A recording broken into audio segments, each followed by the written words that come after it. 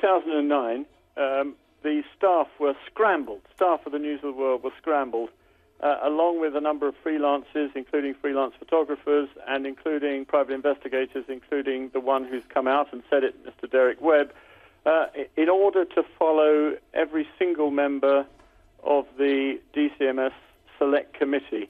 They were kept under surveillance for 3 days. Well, there's a bit of a dispute here.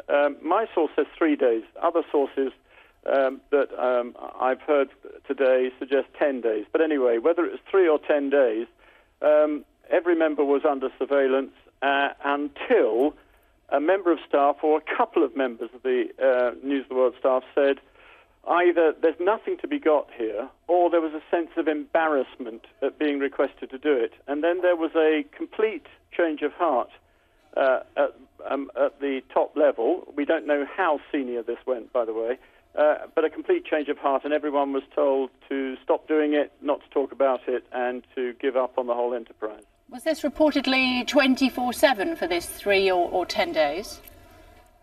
I don't know. I understand persistent surveillance, but I don't know whether it was 24 hours. Who scrambled them?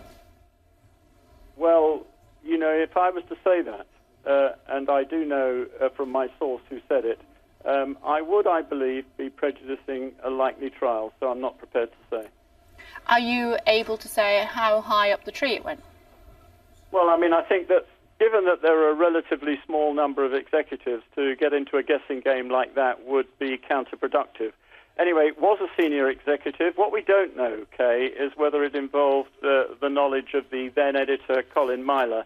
But it does seem inconceivable that a whole staff virtually can be involved in something, an enterprise like this, without at least someone very, very senior indeed knowing. Imagine the resources involved in terms of money, time, and being taken off other work to do it. So if the source is correct, and by the way, this source correlates other sources, and Tom Watson MP appears to have another source, then it does seem to be an extraordinary enterprise, but probably not illegal.